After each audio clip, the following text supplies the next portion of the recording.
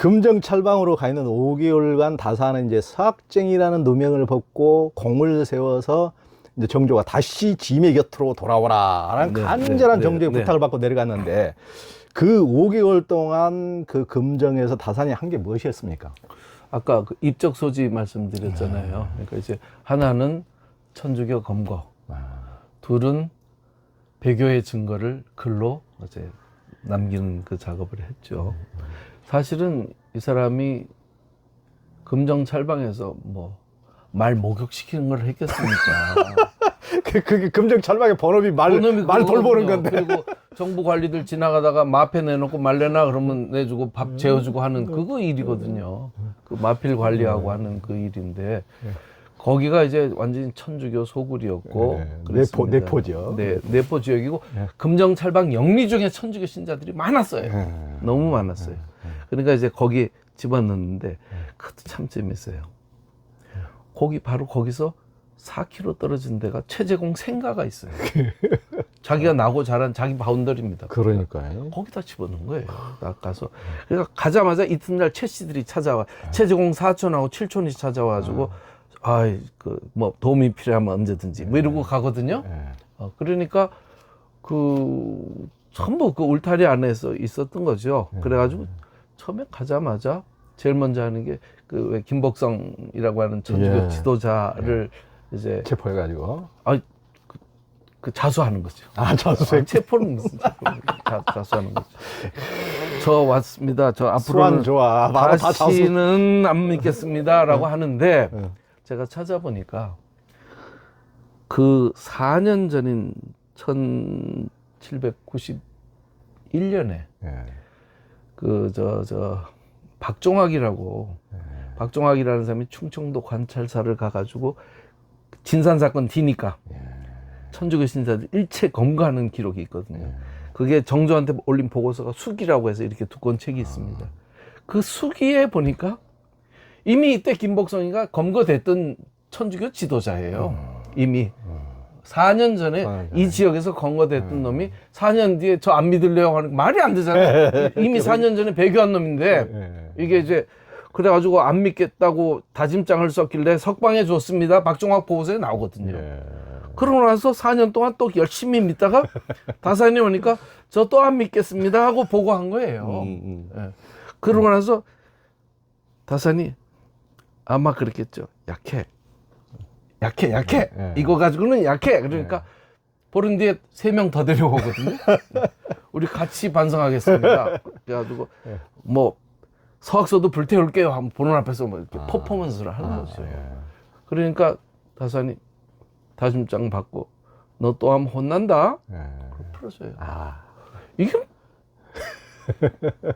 얘도 장난이지만 이게 무슨 진정성이 있습니까 여기에? 그러니까 근데 내려올 때 충청도 관설자 홍주부사 이 사람들이 전부 천주교 잡아내라고 보낸 사람들인데 실적을 못 올려요. 왜냐하면 91년에 이존창이라고 하는 내포의 지도자가 천주교 이제 핵심 지도자인데 이게 싹 배교를 한 다음에 배교를 한 달 해놓고 도망가 버렸어요. 그래가지고 3년 동안 종족이 묘연했습니다. 잠수 탔지. 잠수 탔죠. 저기 부여 밑에 성주산에 가 숨어 있었거든요. 산속에 들어가면 방법이 없죠. 그리고 조직이 보호하는데 어떻게 찾습니까? 그러니까 못 찾으니까 다산이 오자마자 겁도 없이 역장 주제에 관찰사한테 편지하고 부사한테 편지해가지고 그거 못 잡느냐고 막 이제 큰 소리 치거든요. 첫 번째 편지가 그 편지, 일기에 나오는 첫 번째 편지. 그러니까 이 사람들이 다 기가 막혀가지고 그게 그렇게 쉬운 게 아니야.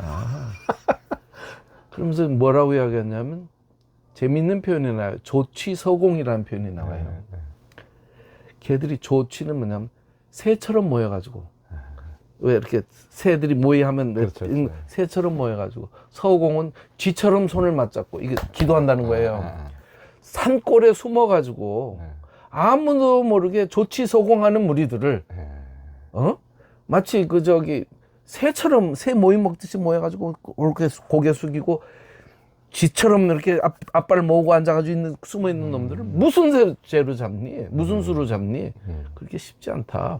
그리고 너무 너 그렇게 성과 위주로 조급하게 생각하면 일 걸치니까 안 그런 백성들도 억울하게 당하는 수가 있으니까 그거 그렇게 함부로 하는 거 아니야. 그러자마자 보름 만에 그냥 딱 자수시키고 딱 검거했습니다. 그러거든요.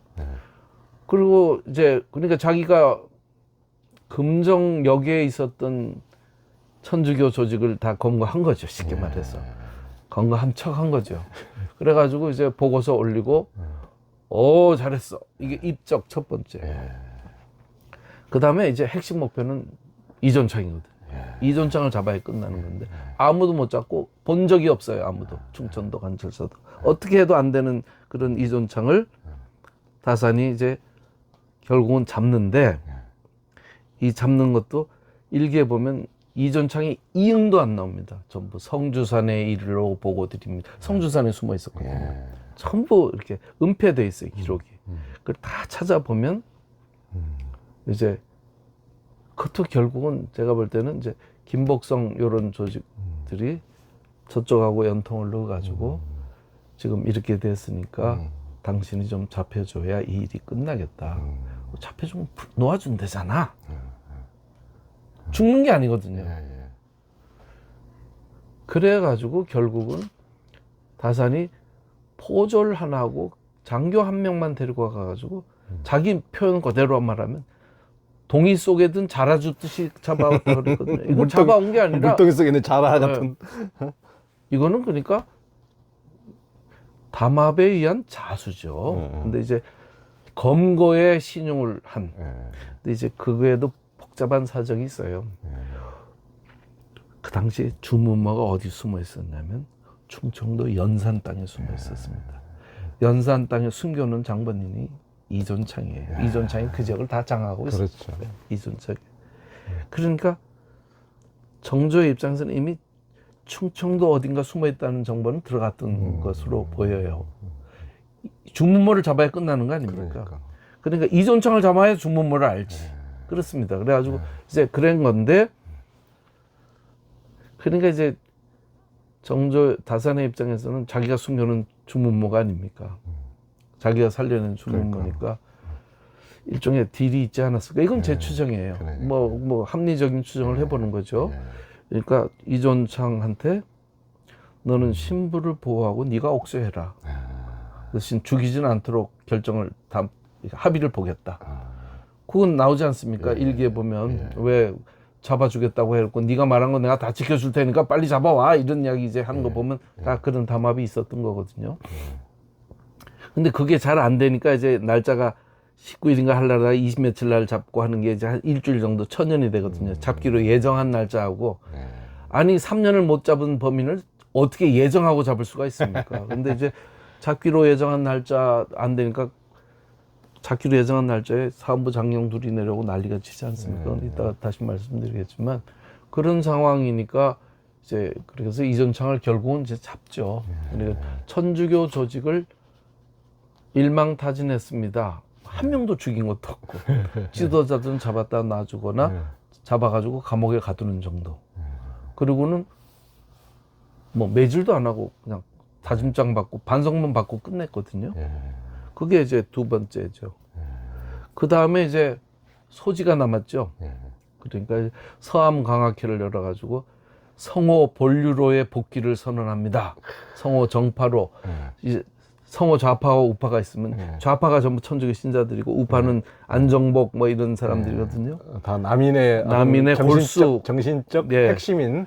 네, 나는 성호 이익으로 돌아가겠다. 네, 그래가지고 이제 그 중에서도 천주교에서 제일 싫어하는 예학, 상례와 관련되는 그런 책을 정리함으로써 완전히 천주교하고 이제 손절했다는 걸 증명하겠다라고 해서 성호의 텍스트가 어마어마하게 많은데 그 중에서도 일부러 고른 텍스트를 고르는 거죠. 그래가지고 이제 이 서암 강학을 둘러싸고 말이 뭐 천주교 그 충청도 유림이 발칵 뒤집혔어요. 왜 우리가 저 자식 둘러리를 쓰느냐 해명하는데 거짓 해명하는 거짓 가짜로 하는 거예요. 왜 우리가 둘러리를 쓰느냐고 그냥 반발이 어마어마했어요. 그래서 이제 그래도 그거를 밀어붙이는데 9박 10일 동안 13명이 모여서 실제로는 14명이죠. 14명이 모여서 한 말하자면 성호학 학술 전당대회를 했는데 학술 세미나를 절 안에서 10일 동안 했는데 그걸 또 내용 보면 아무것도 없거든요. 아무것도 없어요. 그런데 그걸 일부러 예사와 관련된 책을 했고 모든 비용을 다산이 다 됐어요. 그러니까 자기가.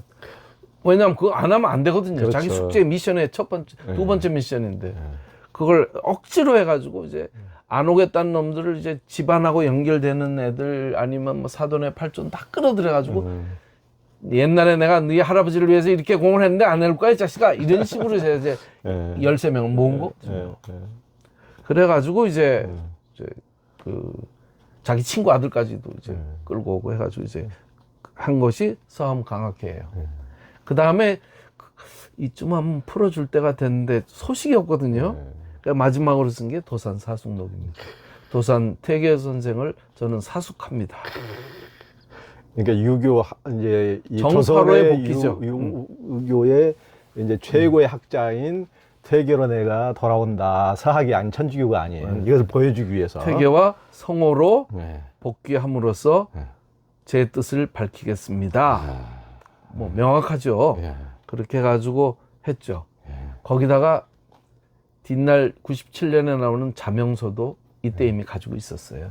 썼어요. 자기 해명하는 건데 그것도 천주교 배교했다는 거거든요. 근데 이때 발표를 하고 내려오려고 그랬는데 이제 타임이 안 됐던 거죠. 오늘 중으로 떠나 임마 이런 바람에 이제 상소문을 못 올리고 말았는데 그거 가지고 있다가 2년 뒤에 발표한 거예요. 상황 조금 추가해가지고. 그래서 일단은 천주교 건고하고 정학 복귀 이 두 개의 명분을 그 시기에서 이제 5개월 동안 집중적으로 수행했던 것이죠. 그러니까요. 네. 그러니까 저도 그 내포 지역 천주교 옛날 그 순례를 쭉 해본 적이 있는데 이존창이라는 인물은 내포 지금 이제 충청도 지역에 지금도 그쪽에 뭐 그러면? 해미 서산 엄청 천주교세가 강한데 거기에 이존창이 200여 년의 뿌리를 최초로 심어가지고 이거 한국의 김대근이라든가 최양업이라든가 이런 다 인물들이 집안이에요, 다. 전부 다 이존창이 그 선교한 그 자손들 맞아요. 전부 다 그러니까 한국 천주교의 아주 핵심 중에 핵심 이제 태도라고 볼 만한 그때 당시에 그 충청도 지역 천주교 교주라고까지 불렸던 교주죠. 네, 뭐 예. 교주라고가 아니고 교주였습니다. 그 정도의 원탑. 인물을 네. 이제 다산이 가서 이제 이를테면 이제 검거를 해버렸으니 그거는 이제 이건 이제 우리 정민 교수님의 이 맥락에서는 이거 이제 자기가 피신시켰던 주무모를 살리기 위해서 하여튼 대신 네가 좀 잡혀라. 제 맥락이고 그러니까 제 추정이고. 네. 그 맥락이 어느 정도 읽히더라고요. 그 정도가 아니었으면 이 사람도 뭐 그 정도 거물이 쉽게 잡힐 리가 없는 거죠. 그러니까 딜을 한 거죠, 일종의. 딜을 한 겁니다. 그러니까요. 그러니까 겉으로 외적으로는 천주교 지도자를 내가 검거하는 공을 세우고 내적으로는 학문적으로는 이제 남인의 정신적 지주인 성호 이익으로 내가 다시 회귀하고 또 전체 유교의 그 조선의 유교의 가장 핵심인 태계로 다시 회귀한다는 것을 이제 그 보여주는 쇼를 5개월 동안 하니라고 이게 쓰는 거죠 이제. 이 네 개가 전부 일종의 페이크라는 거예요. 그러니까. 왜냐하면 다산은 성호를 존경하지 않았습니다. 그러니까 제가 이제 드릴 질문이 그건데 다산이 금정에서 남인의 거두였던 성호 이익의 글을 정리하는 이제 10일 동안 서암 강학회를 열고 또 태계를 존경한다는 것을 알리는 글을 썼지만은 이건 살기 위해 남에게 보이기 위한 것일 뿐 정작 다산은 성호 이익도 그다지 높게 평가하지 않고 바로 말씀을 어떻게 보면 태계 이발론보다 율곡 이의 기발서를 더 옹호했다면서요. 맞아요. 그거는 이제 다산이 정조 이렇게 80년대 그 정조가 숙제를 내거든요. 그 대학에 대해서 뭐라고 이제 숙제를 질문을 냈는데 그때 모든 사람이 퇴계의 학설을 중심으로 답안지를 썼는데 다산만 율곡의 학설을 지지하는 쪽으로 답을 썼어요. 그러니까 이게 그 당시에는 굉장히 말하자면 이게 국가보안법을 건드린 거예요. 그러니까 이 자식 봐라. 정조가 그걸 1등을 줘요. 1등! 이렇게 했습니다. 그러니까 말이 많았어요. 그 막 발칵 뒤집혔습니다. 아니, 이 자식이 이게 남인인데 더군다나 태계가 아니고 율곡이라고? 그러니까 아니 이 이거 기발 이발의 문제는 이거는 그 기의 개념이 둘이 사용하는 개념이 레벨이 다른 거다. 이 다른 레벨을 가지고 같은 걸로 해가지고 이 사람의 반대라고 하면 이거는 맞지 않다. 그러면서 이제 논리를 세워가지고 이제 그 주장을 끝까지 하죠. 근데 놀라운 거는 서암 강학기에도 이사만하고 율곡택에 대해서 논하는 그러니까 좌장인 이삼한가 예. 논하는 질의가 나오거든요. 그렇죠, 똑같은 논제예요. 똑같이 그걸 견지했습니다. 예. 그래가지고 이제 태계보다는 율곡의 학설에 더 이렇게 예.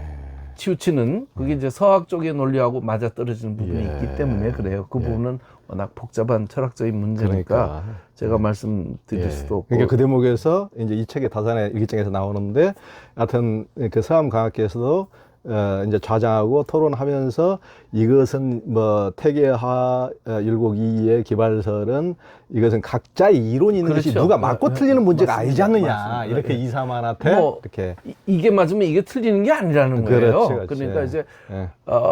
철학적 개념의 이 레벨을 놓고 이야기를 해야 되는데 예. 왜 그걸 따지지 않고 이게 이거라고 생각해가지고 이거 반대하면 저걸 반대하는 걸로 받아들이느냐. 태계도 옳고 율곡도 옳다. 이제 사실 그 논리거든요. 예. 그런데 율곡을 끼고 들어가는 것 자체가 이제 받아들일 수 없는 거죠. 그리고 또 하나가 그 강진 시절에 자기 형 정약전에게 보낸 편지에 보면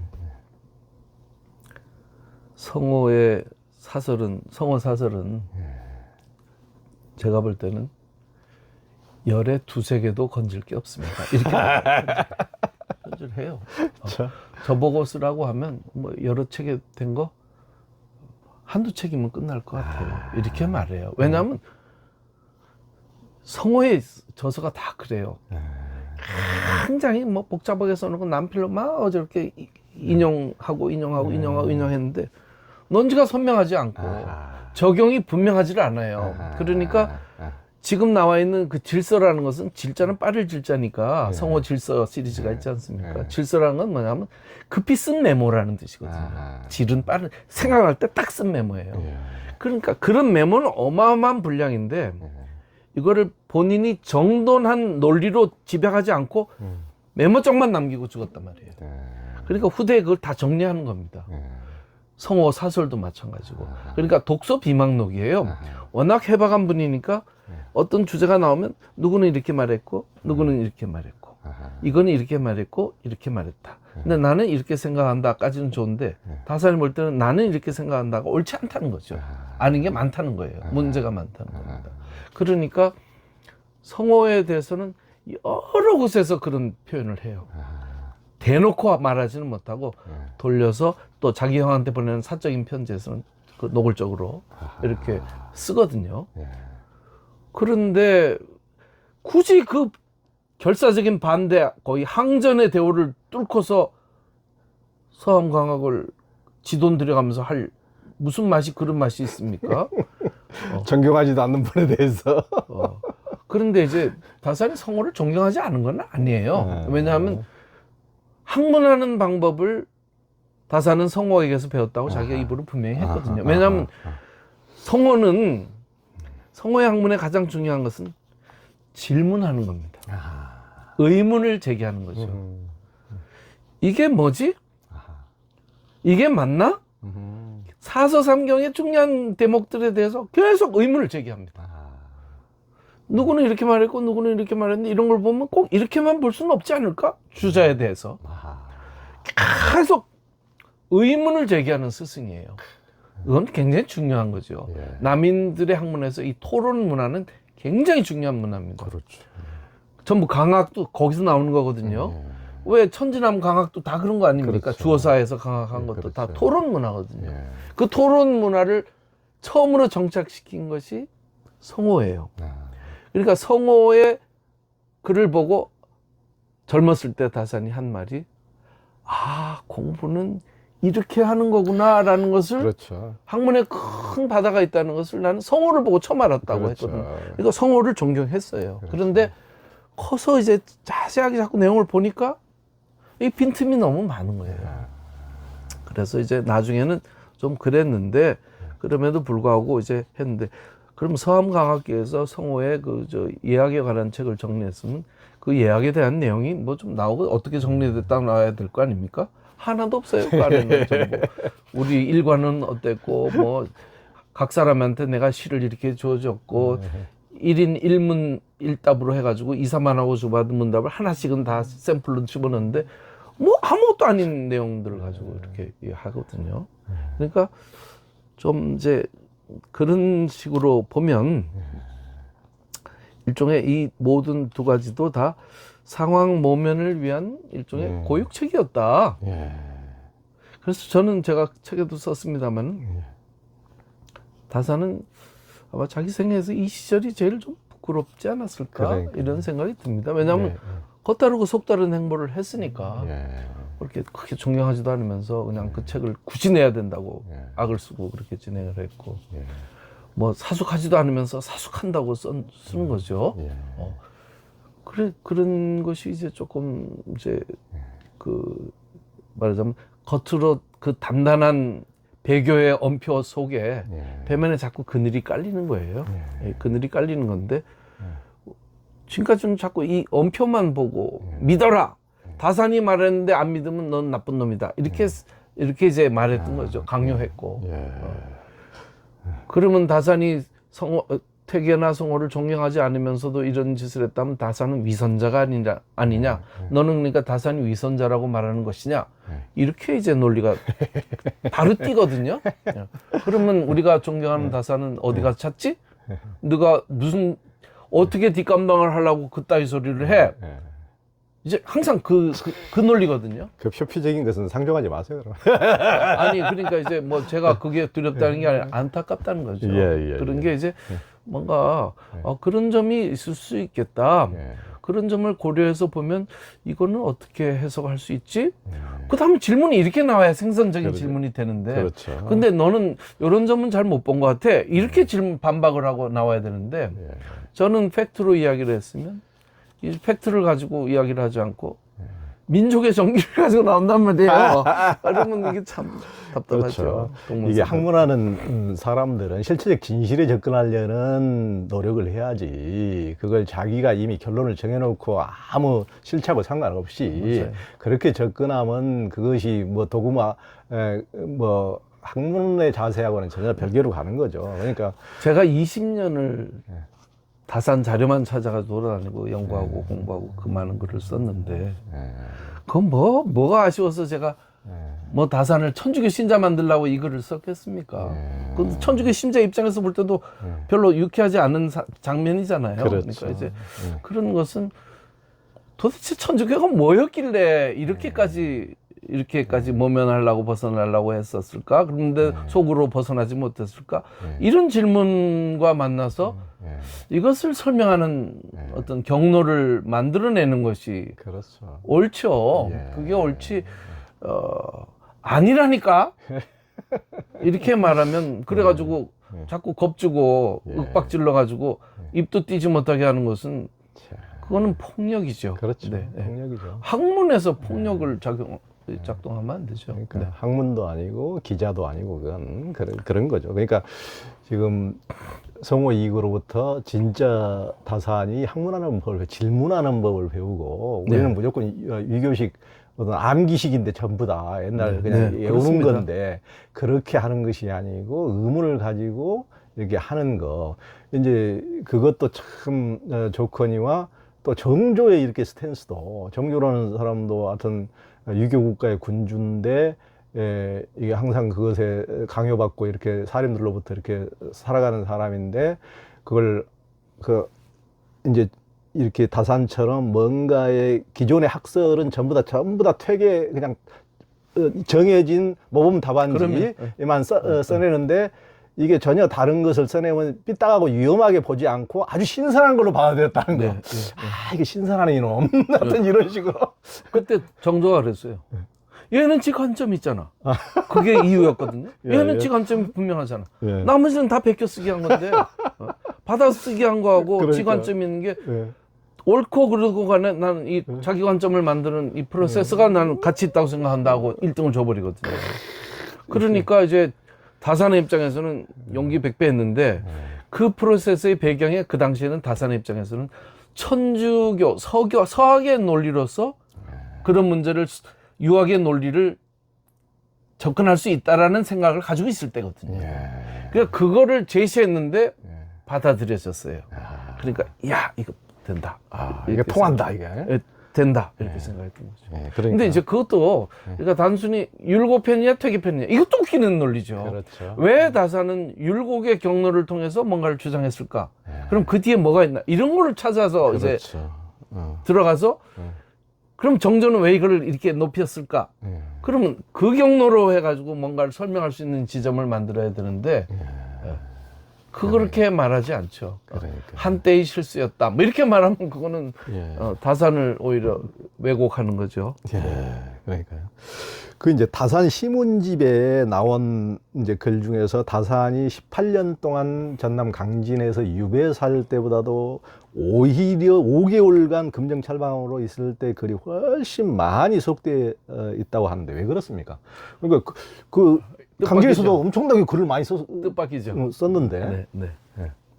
저도 깜짝 놀랐어요. 왜냐하면 제가 이제 이 책을 쓰면서 뭐 300장, 원고지 200장, 300장밖에 안 되는 걸 이제 3000장을 쓰려고 하니까 맥락을 이제 보정을 해야 되지 않습니까? 그러니까 이제 그 편지와 관련된 예를 들어서 누가 편지를 보내왔다. 편지는 이러하다. 일기에는 요것만 적혀 있거든요. 그러면 자기 문집을 보면 이때 쓴 다산의 답장이 문집에는 실려 있어요. 예? 그런데 그동안 일기를 안 보니까 문집만 본 사람은 이 편지가 언제 왜 보냈는지를 알 수가 없어요. 답장만 있고 그렇죠. 온 답장이 없으니까. 그런데 요거를 보니까 아 요거에 대한 답장이 요거로구나. 편지 보면 키워드가 같으니까. 그렇죠. 그래가지고 이제 그 일기 나오면 거기에 대한 편지 넣고 해가지고 하다 보니까 양이 이렇게 늘어났어요. 그래서 이제 문집에 들어간 분량들이 그때 주고받은 시도 집어넣고 뭐 이렇게 해가지고 집어넣고 하다 보니까 이제 빈 부분이 이제 채워지고 나니까 맥락이 이제 선명해지죠.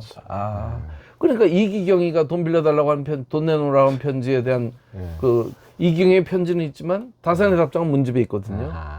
나쁜 자식 깔보고 쓴 답장은 문집에 있는데 왜 갑자기 이렇게 욕을 하지? 근데 그건 이 일기를 봐야 그게 그렇죠. 욕을 안 할 수 없는 상황이었다는 걸 알 수 있는 거죠. 이승훈한테 보낸 편지도 다 그렇습니다. 이제 그런 것들이 다 이제 이렇게 되니까 그래서 의외로 하나하나 찾아보니까 이 편지가 전부 그 시절 편지인 거예요. 그래서 이게 뭐지? 시도 많고. 그러니까 결국은 이 시기가 다산한테는 그만큼 작은 절체절명의 순간이었고 건곤일척의 승부가 이제 벌어지는 장면이니까 순간순간의 반전을 위해서 계속 자기 확보를 하기 위한 편지들을 주고받는 거죠. 그러니까 금정찰방 시절에 단 5개월의 기간이 이렇게 많은 기록이 남아있다는 것은 그 시절이 그냥 단순하게 말 목욕시키는 기간이 아니고 이게 자기로서는 정말 죽느냐 사느냐의 문제가 달려있고 자기 개인의 죽느냐 사느냐가 아니에요. 우리 집안과 우리 파당이 우리 당파가 사느냐 죽느냐 우리 임금의 뜻이 이루어지느냐 마느냐의 문제가 걸려있는 시점이었거든요. 그러니까 그거를 이렇게 어레인지하기 위해서는 이렇게 많은 편지와 이렇게 많은 왕래가 필요했던 것이죠. 그러니까 이것만 보더라도 다산의 그 금정 5개월이라는 것이 얼마나 밀도 있는 시간이었는가, 그다음에 다산의 삶에서 얼마나 중요한 시기였는가를 충분히 입증할 수 있다는 겁니다. 그러니까요. 그러니까 서울의 봄이라는 영화에서 단지 24시간 그 12.12 쿠데타 24시간만 다뤘는데도 그때 신군부와 시대 상황과 그때 역사적 정치적 맥락이 다 드러나듯이 이 다산의 5개월간의 치열한 이 모습이 일기장을 통해서 그때 시대 상황과 다산의 심중과 천주와의 모든 관계가 이게 다 탁 드러나더라고요. 담겨 있는 거죠. 맞습니다. 예. 아니 뭐 저기 그때도 마찬가지 아닙니까? 누가 이제 전두환이 쳐들어와가지고 뭐 해가지고 하루 사이에 뭐 우리는 되게 누가 이제 계엄상을 뭘 반박했고 반발했는데 그게 실패가 됐고 기본 스토리만 알지 예. 어떤 상황인지는 그렇죠. 모르잖아요. 시대적 맥락. 예. 예. 그러니까 성공했다 실패했다만 알고 누가 그것 때문에 감옥에 갔고 사형을 당했다는 것은 알지만 그 디테일의 상황의 반전과 반전을 거듭하는 것은 모르지 않습니까? 예. 그러니까 이제 금정 이 일기장을 읽은 것도 저는 겉으로 드러나는 정보의 이면을 한번 파헤쳐 봐야겠다. 예. 이제 뭐 그런 다산판 서울의 봄 맞아요, 맞아요. 예, 그렇게 생각이 예, 말씀하시니까 예, 맞습니다. 그 생각이 나네. 예. 마음을 쉬는 휴심정에 오신 당신을 환영합니다. 두려움과 불안, 화, 우울, 외로움의 한 생각을 쉬어버리니 사랑과 기쁨이 가득합니다. 평화로운 생각과 언행으로 자신과 세상을 이롭고 밝게 만드시는 당신을 존경하고 축복하고 찬탄합니다.